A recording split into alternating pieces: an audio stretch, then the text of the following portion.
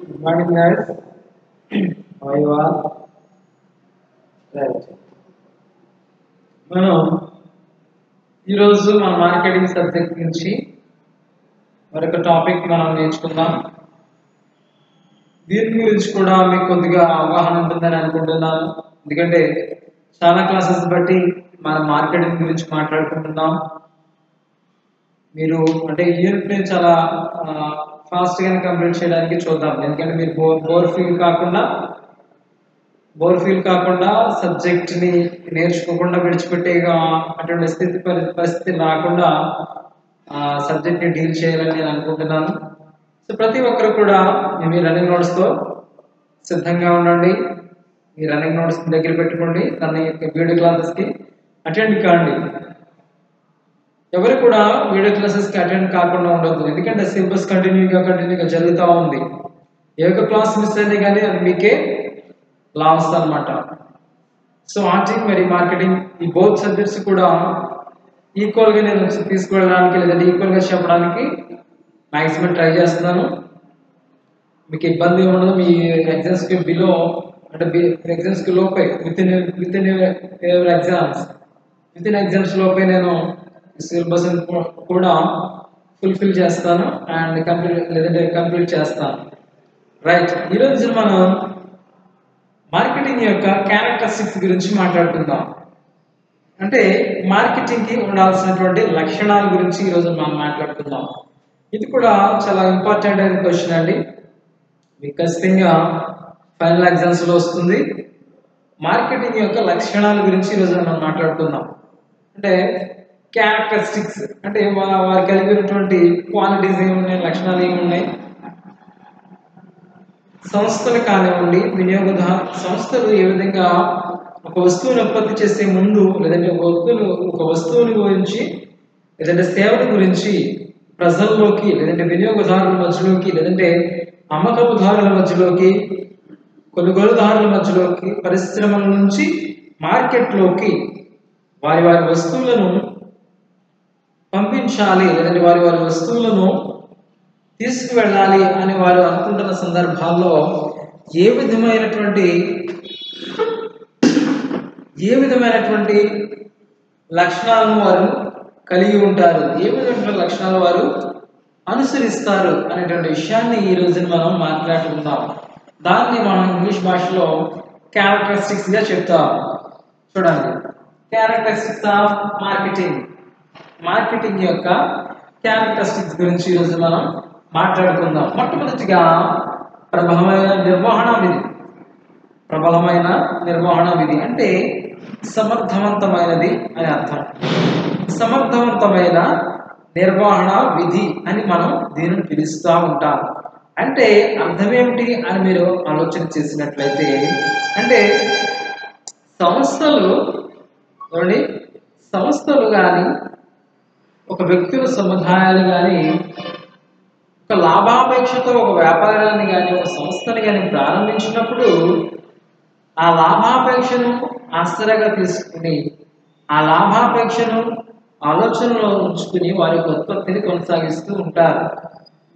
వారి యొక్క నిర్వహణ విధి లాభాపేక్షకు సంబంధించినటువంటి నమూనాలను తయారు చేసుకుని లాభాపేక్షను దృష్టిలో ఉంచుకుని వినియోగదారుని యొక్క ఆలోచనలను పరిగణలోకి తీసుకుని వస్తువు యొక్క ఉత్పత్తి చేయడానికి అవకాశం అనేది ఉంటుంది. వారు పరిశీలన చేయవలసినటువంటి రంగాలు, వారి పరిశీలన చేయాల్సినటువంటి రకాలు ఏమైనా ఉన్నాయా అని మీరు ఒకసారి ఆలోచన చేసినట్లయితే విషయం ఏమిటంటే మీరు ఆలోచన చేసినట్లయితే ఈ నిర్వాహకులు, సంస్థ అధిపతులు లేదంటే సంస్థను ప్రారంభించే సంస్థ యొక్క యజమానులు వారు దేనిపైన ఫోకస్ చేస్తారంటే నిర్వహణపైనే ఫోకస్ చేయడం జరుగుతుంది.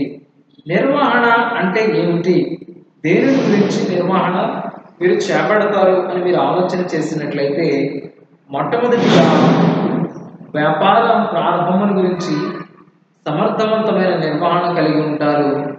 రెండవదిగా ఏ వర్గానికి ఏ రకానికి చెందినటువంటి వస్తువును ఉత్పత్తి చేయాలి అనేటువంటి ప్రణాళికలను వారు సిద్ధపాటు చేసుకుంటారు. అంటే ప్రణాళికలకు సంబంధించినటువంటి నిర్వహణ, ప్రణాళికలను అమలుపరచుటకు తగిన నిర్వహణ, అంటే ఏ విధంగా నిర్వహించాలి అనేటువంటి విషయముల గురించి నిర్వహణ జరుగుతూ ఉంటుంది. అదేవిధంగా ఏ విషయముల గురించి ప్రజలలోనికి తీసుకువెళ్ళాలి, మన కంపెనీ దేని గురించి మాట్లాడుతుంది, ఏ వస్తువుని ఉత్పత్తి చేయడానికి ఆసక్తి కలిగి ఉంది, ఏ వస్తువుని ఉత్పత్తి చేయడానికి ఎక్కువ ఆసక్తి కనబరుస్తున్నారు అనేటువంటి విషయంలో ఇక్కడ మనం చూస్తూ ఉంటాం. ఈ విధంగా ప్రతి ఒక్కరు కూడా నిర్వహణ బలమైన సామర్థ్యాన్ని కలిగి ఉంటారు, ప్రబలమైన నిర్వహణ సామర్థ్యాన్ని కలిగి ఉంటారు. అంతే కదండి. ఒక కంపెనీని లేదంటే ఒక సంస్థను, ఒక వ్యాపార సంస్థను ప్రారంభిస్తున్నాము లేదంటే మొదలు పెడుతున్నామంటే ఎన్ని విధాలుగా మనం దాన్ని ఏ మార్గాన్ని ఎంచుకోవాలో అని మీకు ప్రత్యేకంగా చెప్పవసరం లేదని నేను అనుకుంటున్నాను. ఎందుచేతంటే ప్రణాళికలు రచించుకోవాలండి. మొదటిగా ప్రణాళికలు రచించుకోవాలి. ఆ ప్రణాళికలకు తగినట్లుగా ఆర్థిక వనరులను సమకూర్చుకోవాలి. ఆర్థిక వనరులను సమకూర్చుకుని వస్తువు లేదా సేవలకు సంబంధించినటువంటి ఉత్పత్తిని ప్రారంభించాలి. ఆ వస్తువు లేదంటే సేవలకు సంబంధించిన ఉత్పత్తిని ప్రారంభించిన తర్వాత వారు మార్కెట్ని ఏ విధంగా అప్రోచ్ అవ్వాలి అనేటువంటి విషయమును పరిశీలన చేయాలి. మార్కెట్ను అప్రోచ్ అయ్యి మార్కెట్లో వారి యొక్క వస్తువును ఎలా నిలకడగా ఏర్పాటు చేసుకోవాలి, లేదంటే వారి యొక్క కంపెనీ యొక్క వస్తువులకు మార్కెట్ను ఏ విధంగా ఇవ్వగలగాలి, వారి యొక్క వస్తువుకు వినియోగదారుల మధ్యలో డిమాండ్ను ఏ విధంగా ఇవ్వగలగాలి, డిమాండ్ను క్రియేట్ చేయగలగాలి అనేటువంటి నిర్వహణ ప్రణాళికలను ముందుగానే రచించుకుని అమలు చేయడానికి తగినటువంటి ప్రబలమైన క్యారెక్టరిస్టిక్, అంటే ప్రబలమైన లక్షణం, ప్రబలమైన నిర్వహణ విధి వారి వద్ద ఉండాలండి. ఇవేమీ లేకుండా ఒక వస్తువుని ఉత్పత్తి చేసి మార్కెట్లో ప్రవేశపెట్టినంత మాత్రాన ఆ వస్తువు లాభాలను ఆర్జించి పెడుతుంది లేదంటే లాభాలను తీసుకొస్తుంది అనేటువంటి విషయంలో అది ఎంత మాత్రము కూడా సాధ్యం కానటువంటి విషయమని చెప్పవచ్చు. ఈ విధంగా ప్రబలమైన నిర్వహణ విధి అనేది ఉండాలండి. రెండవదిగా వినియోగదారుల ఆధారిత మార్కెట్. వినియోగదారుల ఆధారిత మార్కెట్ అంటే రండి, మీరు ప్రీవియస్ లెసన్స్లో కానీ ప్రీవియస్ చాప్టర్స్లో కానీ మీరు చూసుకున్నట్లయితే మార్కెటింగ్ని మనం ఏ విధంగా నిర్వహించుకున్నాం లేదంటే మాట్లాడుకున్నాం అనే విషయాన్ని మీరు ఒకసారి పరిశీలన చేసినట్లయితే మార్కెట్ ఆధారిత మార్కెటింగ్ అని మనం చెప్పుకోవడం జరుగుతుంది. కానీ మీరు గమనించినట్లయితే మార్కెట్ ఆధారిత మార్కెటింగ్ ఇక్కడ విషయాన్ని మనం చెప్పడం జరగదండి. ఎందుకంటే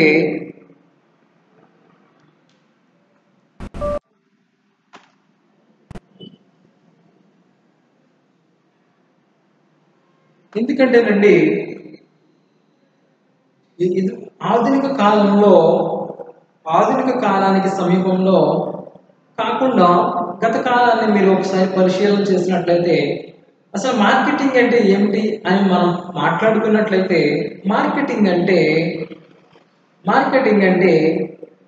మార్కెట్ ఆధారిత పరిశ్రమ, మార్కెట్ ఆధారిత వ్యవహారము అని పురాతన కాలంలో మాట్లాడుతున్నారు. కానీ ఈ ఆధునిక కాలంలో మార్కెటింగ్ అంటే వినియోగదారుని ఆధారిత మార్కెటింగ్ అని చెప్పవచ్చు. వినియోగదారుని ఆధారిత సంబంధిత వ్యవహారము అని చెప్పవచ్చు.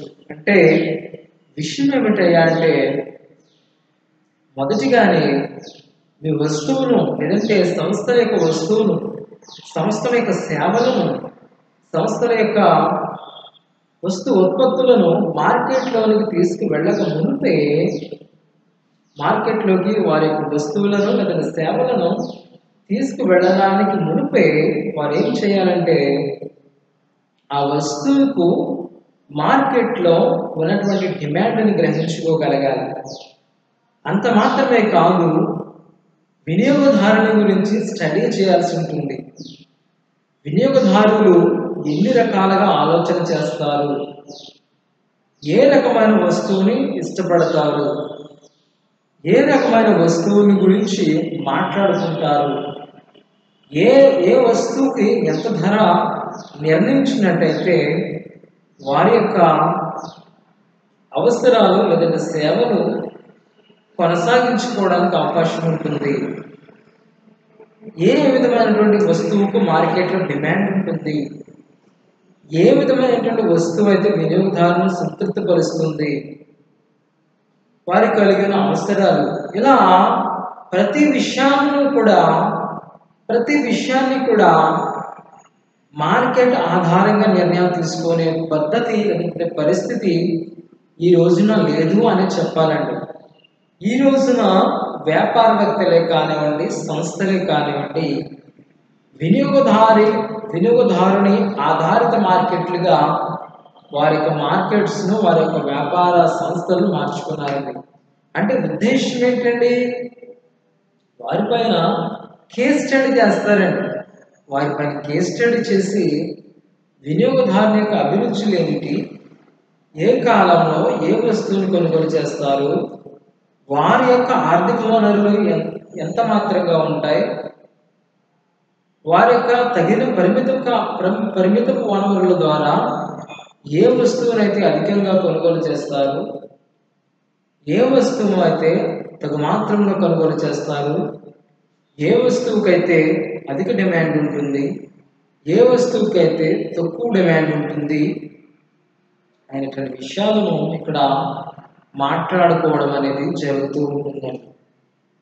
ఈ విధంగా ఆ వస్తువును మన మార్కెట్లో ప్రవేశపెడుతున్నప్పుడు అండి, ఆ వస్తువును మన మార్కెట్లో విడుదల చేస్తున్నప్పుడు ఆ వస్తువుకి ధరను నిర్ణయిస్తాం. దానితో పాటుగా లాభాన్ని ఆర్జించేటువంటి సంస్థలు కదండి. లాభాపేక్ష లేకుండా, లాభం యొక్క పరిశీలన లేకుండా ఎవరు వ్యాపారాన్ని ప్రారంభించరు కదండి. వ్యాపారం అంటేనే లాభంతో కూడుకున్నది. వ్యాపారం అంటేనే ఆ లాభం చిన్నదవ్వచ్చు, పెద్దదవ్వచ్చు. వ్యాపారం అంటేనే లాభానికి సంబంధించినదిగా మనం చెప్పవచ్చండి. ఈ విధంగా లాభాపేక్షను ఒక దృష్టిలో పెట్టుకోవాలి. ఎక్కువ మోతాదులో లేదంటే ఎక్కువ మొత్తంలో వినియోగదారుని గురించి ఆలోచన కలిగి ఉండాలి. వినియోగదారుని గురించి, వారి యొక్క అభిరుచుల గురించి ప్రణాళికలు రచించాలండి. ఆ ప్రణాళికల ప్రకారము నిర్వహణ విధానం అనేది ఉండాలి. సంస్థ యొక్క ధ్యేయాలను దృష్టిలో పెట్టుకునే మన వస్తువు లేదంటే సేవలు వినియోగదారునికి చేరగలుగుతున్నాయా అనే విషయమును మీరు పరిశీలన చేసినట్లయితే ఆ వస్తువు కానీ సేవ కానీ వినియోగదారుని సంతృప్తి పరిస్తేనే సంస్థ యొక్క లక్ష్యం నెరవేరుతుంది, సంస్థ యొక్క ధ్యేయాలు నెరవేరుతాయి, సంస్థకి లాభాలు వస్తాయి. అంతేకాని వినియోగదారుని ఆ వస్తువు చేరకుండా, ఆ వస్తువు వినియోగదారుని సంతృప్తి పరచకుండా సంస్థకి లాభాలు అనేవి రావండి. అందుని బట్టి సంస్థ యజమానులు, ఆ వ్యాపారాన్ని ప్రారంభికులు కూడా దేనిపైన దృష్టి పెడతారంటే మోస్ట్లీ వినియోగదారుల పైన దృష్టి పెడతారండి. అంటే కన్జ్యూమర్స్ పైన దృష్టి పెడతారండి. వారికి అభిరుచులు ఏమిటి? నిత్యం మారుతున్న కాలానికి అనుగుణంగా, మారుతున్న ఆధునిక కాలములకు అనుగుణంగా వస్తువులను లేదంటే సేవలను ఏ విధంగా మార్పులు చేయాలి, ఉత్పత్తి వ్యయమును పెంచాలా తగ్గించాలా, వస్తు ధరలను పెంచాలా తగ్గించాలా, ఏ మార్కెట్లు ఎంచుకోవాలి, ఏ మార్కెట్లో ఏ రకాల వినియోగదారులు ఉంటారు, వారి యొక్క లైఫ్ స్టైల్ మారుతూ ఉందా, వారి యొక్క ఆదాయ వనరులు పెరుగుతున్నాయా అనేటువంటి ప్రతి విషయం గురించి, ప్రతి ఒక్క వినియోగదారుని యొక్క అవసరతల గురించి, వారి యొక్క మార్పు చెందే దైనందిన జీవితం గురించి ఎప్పుడు కూడా ప్రణాళికలు రచించుకుంటూ ఉంటారు సంస్థకు చెందినటువంటి నిర్వాహకులు. ఇది అందును బట్టి ఈ మార్కెటింగ్ కూడా ఒక ప్రధానమైన లక్షణంగా చెప్పవచ్చు. వినియోగదారుల ఆధారిత మార్కెటింగ్ అని, వినియోగదారుల ఆధారిత మార్కెటింగ్ అని చెప్పుకోవడం జరుగుతుంది. అట్లాగే దానికి కొనసాగింపుగానే మూడో పాయింట్ కూడా మనం చెప్పుకోవచ్చు, లేదంటే మాట్లాడుకోవచ్చు. మూడో పాయింట్ గురించి వినియోగదారుని సంతృప్తి. వినియోగదారుని సంతృప్తి అంటే విషయం ఏమిటని మీరు ఆలోచన చేయగలిగినట్లయితే, ఒక సంస్థ కానివ్వండి, ఒక వ్యాపారవేత్త కానివ్వండి, అంటే సింగిల్ భాగస్వామ్య వ్యాపారస్తులే కావచ్చు, ఏకస్వామ్య వ్యాపారస్తులే కావచ్చు, వారి యొక్క ఫోకస్ దేనిపైన ఉంటుందంటే, వారి యొక్క ఫోకస్ సప్లై మీద ఉండకూడదండి. ఈ రోజుల్లో మీరు మీ వస్తువుని కానీ సేవను కానీ వినియోగదారునికి చేరవేయాలని మీరు అనుకున్నట్లయితే, ఆ వినియోగదారునికి చేరవేసే క్రమంలో ఒక వస్తువు యొక్క సప్లై గురించో, ఒక వస్తువు యొక్క డిమాండ్ గురించో, దాని యొక్క మార్కెటింగ్ గురించో, దాని యొక్క ధరను, ప్రైస్ గురించో మాట్లాడుకునే దానికంటే వినియోగదారుని యొక్క అవసరతల గురించి మాట్లాడుకోవాలి, అతని యొక్క అభిప్రాయాల గురించి మాట్లాడుకోవాలి, వారి యొక్క అతని యొక్క అభిరుచుల గురించి మాట్లాడుకోవాలి. మారుతున్న కాలం అండి, చాలా స్పీడ్గా అభివృద్ధి చెందుతున్నటువంటి కాలములకు అనుగుణంగా మార్కెట్ యొక్క తీరుతెన్నులు కూడా మారాలి. మార్కెట్ యొక్క తీరుతెన్నులతో పాటుగా సంస్థలు లేదంటే వ్యాపార వ్యవస్థలు ఉత్పత్తి చేసే, విడుదల చేసే వస్తువులో కూడా ఆధునికత అనేది రావాలండి. మీరు చూడండి, ఒక 2000 ఆ ఇయర్లో చూసుకున్నట్లయితే టూత్ పేస్ట్లు కానివ్వండి, టూత్ పౌడర్లు కానివ్వండి, సోప్స్ కానివ్వండి, అంటే బాతింగ్ సోప్స్ అండి, ఆ బాతింగ్ సోప్స్ అన్నా కానివ్వండి, వాషింగ్ సోప్స్ అని కానివ్వండి, ఆ నిత్యావసరాల వస్తువులు అప్పట్లో 1995 నుంచి 2000, 2003, 4, 5, 6 ఆ సమీపంలో వరకు కూడా కోల్గేట్ మీరు చూసినట్లయితే కోల్గేట్ టూత్ పౌడర్ ఉండేదండి, తెలుసు లేదా, టూత్ పౌడర్ ఉండేది. ఆ టూత్ పౌడర్కి మార్కెట్లో పిచ్చి డిమాండ్ ఉండేది, ఎందుకంటే వినియోగదారులు టూత్ పౌడర్నే ఎక్కువగా పర్చేస్ చేసేవారు. ఇన్ని వెరైటీస్ ఆఫ్ టూత్ పేస్ట్లు కానీ, ఇన్ని బ్రాండ్స్ చెందినటువంటి సోప్స్ కానివ్వండి, టూత్ పేస్ట్ కానివ్వండి, what ever it may be, అప్పుడు ఆ ఫ్యూ ఇయర్స్ బ్యాక్, అంటే కొన్ని సంవత్సరాల క్రితం ఇన్ని బ్రాండ్స్ కానివ్వండి, ఇన్ని వస్తువులు కానివ్వండి, ఇన్ని వెరైటీస్ ఆఫ్ థింగ్స్ కానివ్వండి అప్పుడు లేవు. అంటే విషయం ఏమిటి, వినియోగదారులు అంతగా అభివృద్ధి చెందలేదండి, వారి చుట్టూ ఉన్న వాతావరణం అంతగా అభివృద్ధి చెందలేదండి, వారి చుట్టూ ఉన్నటువంటి సమాజం నూతన పోకడలకు అలవాటు పడలేదండి. అందుచేత అప్పుడు టూత్ పౌడర్తోనే వారు సంతృప్తి చెందేవారు, కోల్గేట్ టూత్ పౌడర్తోనే సంతృప్తి చెందేవారు.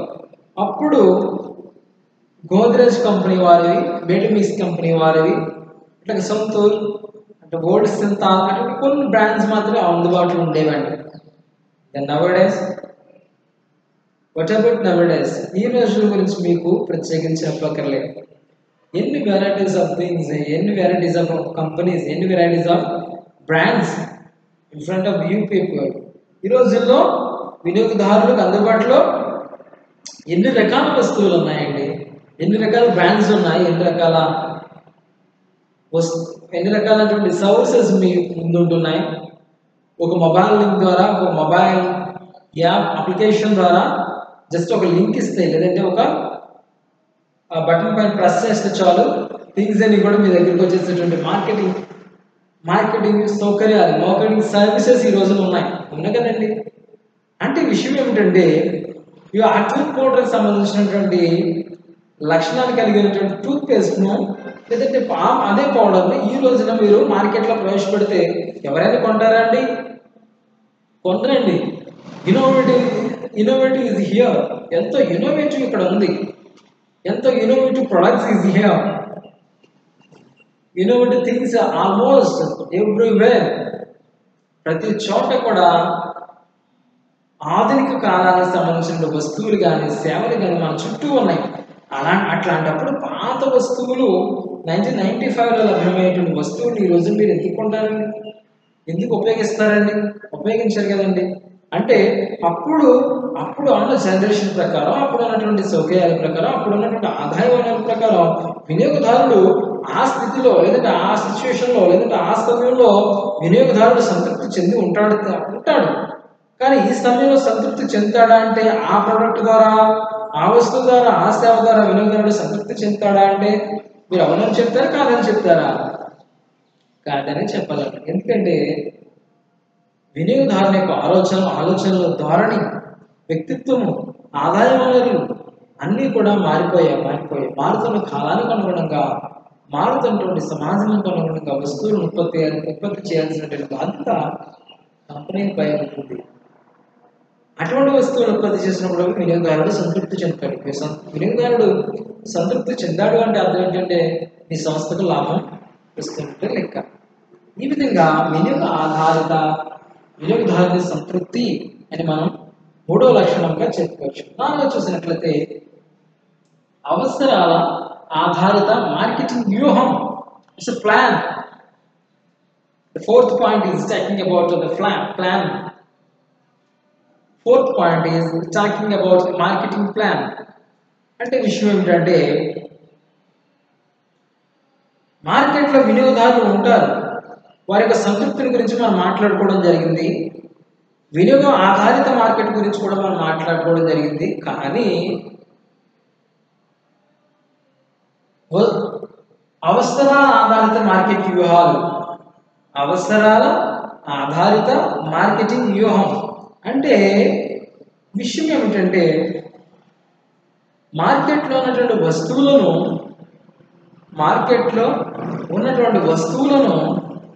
వినియోగదారుడు కొనుగోలు చేస్తాడు, వాస్తవమే. వినియోగదారుడు కొంటాడు, వాస్తవమే. కానీ మార్కెట్లో ఉన్నటువంటి ప్రతి వస్తువు వినియోగదారుని సంతృప్తి పరచగలిగేదిగా ఉంటుంది. Okay, fine, better.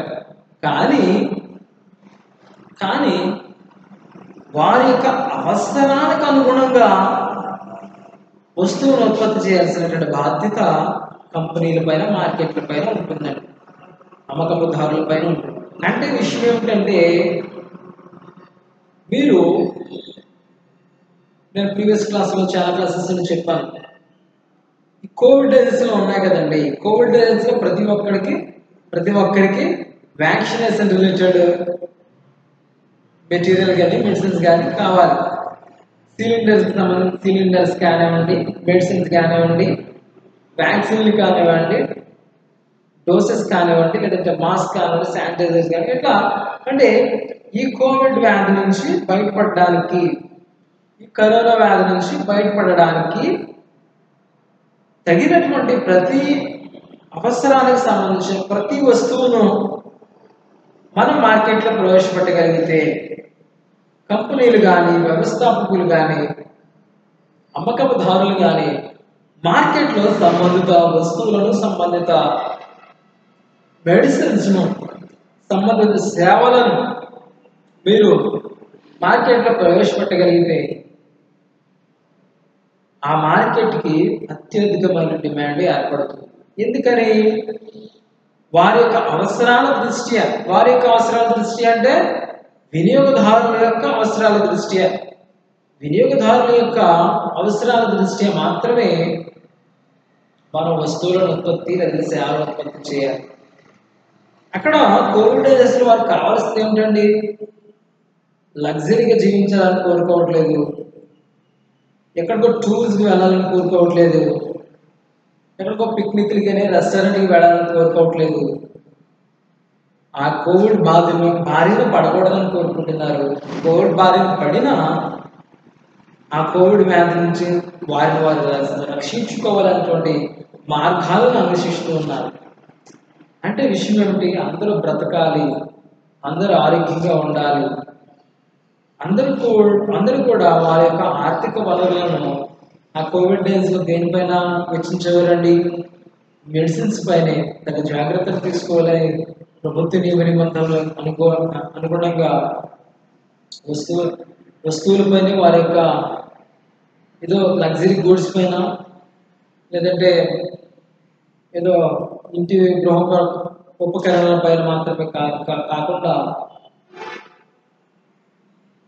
ఆ కోవిడ్ డేస్లో ఏమైతే తగు జాగ్రత్తలు తీసుకోవాలో, ఏదైనా వ్యాక్సినేషన్కి సంబంధించినటువంటి ప్రక్రియలు ఏమైనా సొంతంగా చేపట్టుకోవాలో వాటిపైన వాళ్ళు దృష్టి ఉంచి అదే అవసరంగా భావించారు. కాబట్టి ఆ డేస్లో వాటికి తగిన విధంగానే వాటికి సంబంధించినటువంటి మెటీరియల్ కానీ, మెడిసిన్ కానీ, మందులు కానీ అందుబాటులో ఉంచగలిగితే అదే మార్కెటింగ్ యొక్క మంచి లక్షణం అని మనం చెప్పుకోవచ్చు. అంటే విషయం ఏంటంటే వారి యొక్క అవసరాల దృష్టి కూడా వీటిని చెప్పడం జరుగుతుంది. అవసరాల ఆధారిత మార్కెటింగ్ వ్యూహం it's a plan about satisfaction of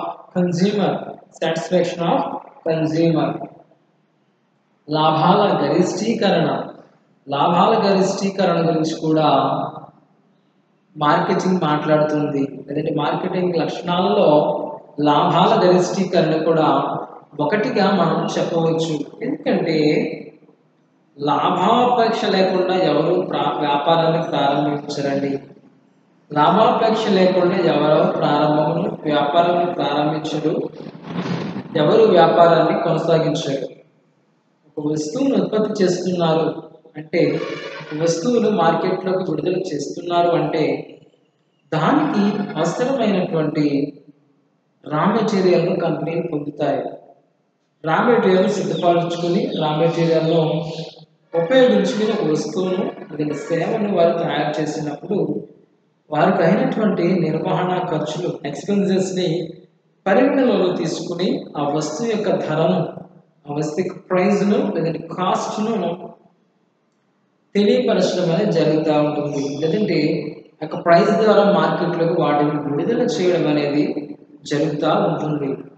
కానీ ఇక్కడ దానికి కొనసాగింపుగానే లాభాల గరిష్టీకరణ, లాభం వస్తుంది, వ్యాపారం అంటే లాభం వస్తుంది, ఓకే. కాకపోయినట్లయితే అది చిన్న లాభమా పెద్ద లాభమా అనేది మనం చూడాల్సింది, ఆలోచించాల్సింది.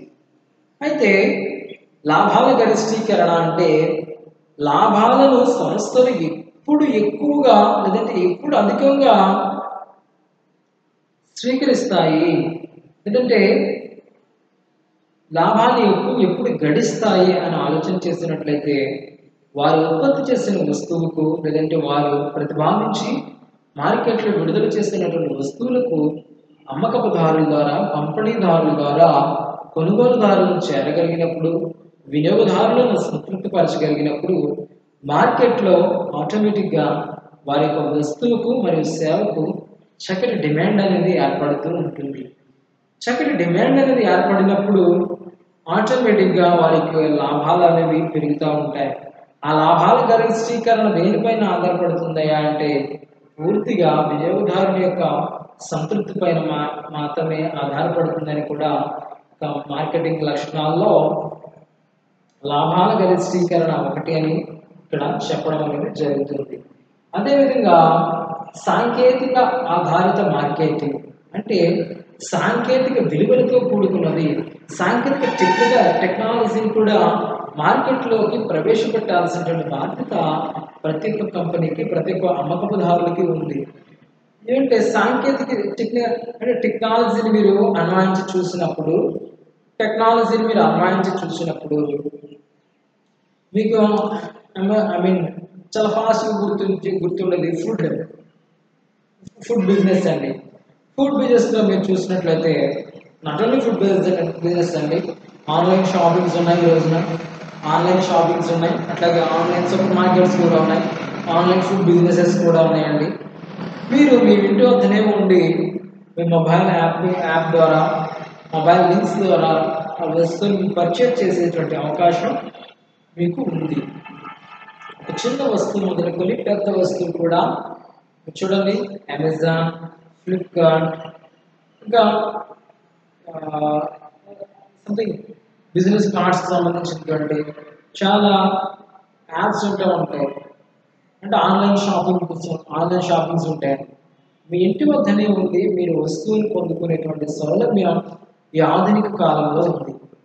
అది కూడా చెప్తున్నారు, మార్కెటింగ్ లక్షణాల్లో దానిని కూడా ఒకటిగా భావిస్తున్నారు. అంటే సాంకేతిక ఆధారిత మార్కెటింగ్. అంటే మార్కెటింగ్ ఏ విధంగా జరగాలి అంటే door deliveries, not only deliveries అండి, డోర్ డెలివరీ జరిగినంత మాత్రాన ఆ వస్తువు సాంకేతికంగా ఉంటుంది అని మనం చెప్పలేం. కానీ ఆ వస్తువును ఉత్పత్తి చేయట్లోను, తయారు చేయట్లోను, ఆ వస్తువులు మార్కెట్ విడుదల చేయట్లోను దాని యొక్క సాంకేతికత, దాని యొక్క టెక్నాలజీ అని మనకు అర్థమవుతుందండి.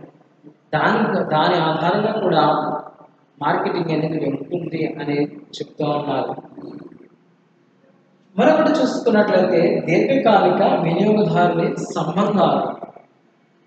ఏ సంస్థ అయితే, ఏ వస్తువు అయితే దీర్ఘకాలికంగా లేదంటే చాలా కాలంగా వినియోగదారునితో సత్సంబంధాలు కలిగి ఉంటాయో, వినియోగదారునితో సంబంధాలు పెట్టుకుని ఉంటుందో వాటిని మనము దీర్ఘకాలిక వినియోగదారుల సంబంధాలు అని చెప్పడం జరుగుతుంది.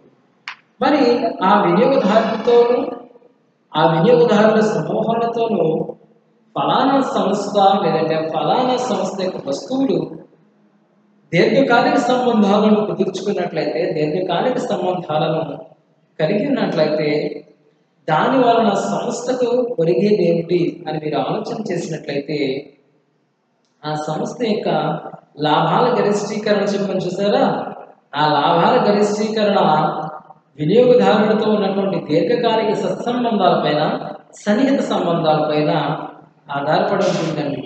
అంటే విషయం ఏమిటంటే ఒక వస్తువు వినియోగదారుని సంతృప్తి పరిచింది అంటే కనుక మీరు మార్కెట్లో చూసుకుంటే చాలా రకాలైన వస్తువులు ఉంటాయండి, చాలా రకాలైన వస్తువులు ఉంటాయి. వినియోగదారుని సంతృప్తిపరిచి మరలా కనపడని వస్తువులు కూడా ఉంటాయండి. అసలు మార్కెట్లో ఒకసారి తారసపడి మరలా కనీసం మనకి కనిపించినటువంటి వస్తువులు కూడా ఉంటాయి. చాలా విలువైన వస్తువులు వస్తాయి, లేదంటే చాలా సౌకర్యవంతమైన వస్తువులు వస్తాయి. మరలా ఆ వస్తువు బాగుంటుంది అనేటువంటి వినియోగదారుని యొక్క ఆలోచన కలిగించే వస్తువులు కూడా వస్తాయి. కానీ అవన్నీ కూడా సమర్థవంతంగా మార్కెట్లో ఉండలేవండి. సమర్థవంతంగా మార్కెట్లో వినియోగదారుని అంటిపెట్టుకుని ఉండలేవండి. మీరు చాలా విషయాలు చూడొచ్చండి. అంటే పెద్ద పెద్ద కంపెనీలు చూసుకున్నట్లయితే ఎందుకంటే మొబైల్ ఫోన్స్ అంటే అందరూ కొనుగోలు చేస్తున్నారు. యాపిల్ కానివ్వండి, శాంసంగ్ కానివ్వండి, ఇప్పుడు కొత్త కొత్త కంపెనీస్ కానివ్వండి. ఇప్పుడు అదే స్మార్ట్ ఫోన్ ఒక ఉదాహరణ చెప్తానండి. నోకియా మొబైల్స్కి చాలా బ్రాండ్ ఉండేదండి, చాలా విలువ ఉండేది, చాలా బ్రాండ్ మరి విలువ ఉండేది. పురాతన కాలంలో చాలా పాస్ట్ ఇయర్స్ నుంచి ఒక బెస్ట్ మొబైల్ ఏమిటి అంటే నోకియా అని చెప్తారండి. ఒక మంచి నెట్వర్క్ ఏదంటే ఎయిర్టెల్ అని చెప్తారండి. అయితే వారు ఏం చేసేవారంటే వినియోగదారులతో నిత్యం కూడా సంబంధాన్ని కలిగి ఉన్నారండి. ఆ నిత్యము కూడా సంబంధాన్ని కలిగి ఉన్నప్పుడు ఈ నోకియా ప్రోడక్ట్ ఒక మధ్యన స్మార్ట్ ఫోన్ బిజినెస్లోకి ఎంటర్ అయ్యి కలిగి ఉన్నటువంటి వినియోగదారులను కోల్పోయిందండి, దానిలో జరిగినటువంటి చిన్న చిన్న లోపాల వల్ల. కానీ ఎయిర్టెల్ నోవేడేస్ మీరు ఎయిర్టెల్ నెట్వర్క్ చూసుకున్నట్లయితే ఇప్పుడు చాలా ఇయర్స్ నుంచి నెట్వర్క్ అనేది చాలా మందిలో ఉంది. అది అందరికీ నచ్చిన నెట్వర్క్ అండి. ఆ నెట్వర్క్ ఈ జియో నెట్వర్క్ వచ్చినప్పుడు ఎయిర్టెల్ నెట్వర్క్ యొక్క డామినేషన్ అనేది తగ్గిందండి. తగ్గినా కానీ వినియోగదారుని అట్టి పెట్టుకునే ఉంది. వినియోగదారుని అట్టిపెట్టుకొని పోటీదారు నుంచి వచ్చి పోటీని తట్టుకుని మార్కెట్లో అలాగే నిలబడిందండి. అలాగే నిలబడి వినియోగదారులకి ఏ విధంగా చేరువవ్వాలని చెప్పి రకరకాల ప్లాన్స్ని రకరకాలైనటువంటి ప్రణాళికను రచించి వినియోగదారులు చేరువలో ఉంది అలాగే నిలబడింది. ఇప్పుడు ఏం జరుగుతుందండి, మరలా ఎయిర్టెల్ అనేది పైకి వస్తుంది. కొత్తగా వచ్చిన జియో నెట్వర్క్ ఏదైతే ఉందో అది మరలా లోపలికి వెళ్ళిపోవడం అనేది జరుగుతుందండి. అంటే విషయం ఏమిటి, నిరంతర కాలం ఎవరైతే వినియోగదారులతో కంపెనీలు సత్సంబంధాన్ని కలిగి ఉంటారో వారు నిజంగానే లాభాల గరిష్టీకరణ చేయడం అనేది జరుగుతూ ఉంటుందండి. ఇది కూడా మార్కెట్లో ఉండవలసినటువంటి ప్రధాన లక్షణంగా చెప్తున్నారు. తర్వాత విలువ ఆధారిత వ్యాపారాన్ని సృష్టిస్తుంది. విలువ ఆధారిత వ్యాపారాన్ని సృష్టిస్తుంది అంటే విషయం ఏంటంటే వస్తువుని వినియోగదారునికి చేరవేస్తున్నాం. ఆ వస్తువు ఆ వినియోగదారునికి విలువ తెచ్చేటట్టుగా ఉండాలి. ఆ ఉత్పత్తి చేసే సంస్థకు విలువ తెచ్చేటట్టుగా ఉండాలి. ఆ వస్తువుని వినియోగించిన వినియోగదారునికి కూడా విలువను చేకూర్చేదిగా ఉండాలి తప్ప ఏదో వస్తువు కొన్నారు, లేదంటే తెలియక కొన్నారు, లేదంటే తెలియక వారి వద్ద చేరింది, తెలియక మార్కెట్లో ఉంటుంది అనేటువంటి విషయాలు కానీ అనేటువంటి ఆలోచన కానీ ఎప్పుడు కూడా వారికి రాకూడదండి. ఇది ఈ యొక్క విషయాలన్నీ కూడా మార్కెటింగ్ యొక్క ప్రధాన లక్షణాలన్నీ. సో దయచేసి ప్రతి ఒక్కరు కూడా మీ రన్నింగ్ నోట్స్ నోట్ చేసుకోండి. మంచి టాపిక్ అండి ఇది. అట్లాగే ఎగ్జామ్స్లో వచ్చేటువంటి ఖచ్చితమైన టాపిక్, రైట్? ప్రతి ఒక్కరు కూడా మీ యొక్క వీడియో క్లాస్ని అటెండ్ కండి. ప్రతి ఒక్కరు మీ యొక్క వీడియోని పాస్ బటన్ ప్లే చేసి ఆ వీడియోని ఆ యొక్క రన్నింగ్ నోట్స్ని మీరు ఎంటర్ చేసుకోండి. ఓకేనా? Right, thank you, bye.